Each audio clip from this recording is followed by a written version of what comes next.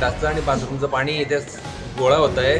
आम्ही नगरपालिकेला 30-40 वेळा अर्ज केले, 35-40 जवळपास अर्ज दिलेले आहे महानगरपालिकेत, त्याच्यावर काहीच दखल घेतली जात नाही। न्यूज एनी टाइममध्ये आपले स्वागत आहे। पाहूया महत्त्वाची बातमी।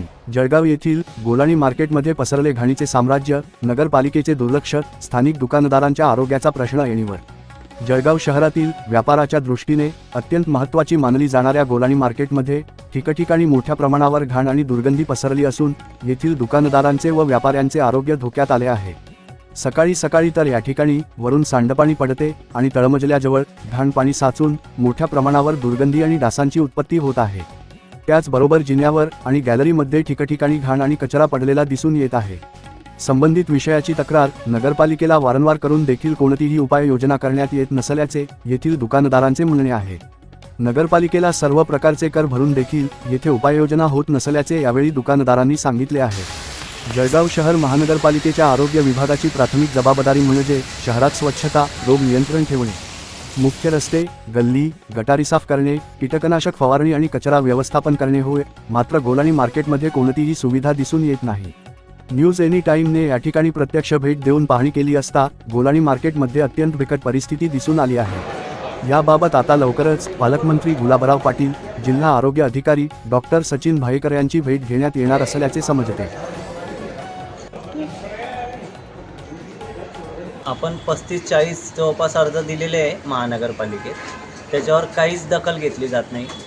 उदय पाटील साहेबांना सांगून सुद्धा उदय पाटील साहेबांनी दिव्य मराठीमध्ये दैनिक दिव्य मराठीमध्ये आलं होतं की अशा अशा समस्या आहे, पण आम्ही सर्व प्रकारचा टॅक्स भरतो तरी पण आम्हाला काही सुविधा भेटत नाही आहे।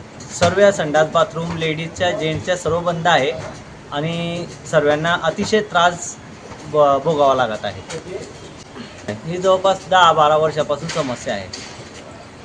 हे तर आमचे स्वमालकीचे आहे, आम्ही तर तसे भाडेकरू आहे नगरपालिकेचे, पण आम्ही सर्व टॅक्स भरून सुद्धा आम्हाला सेवा भेटत नाही आहे।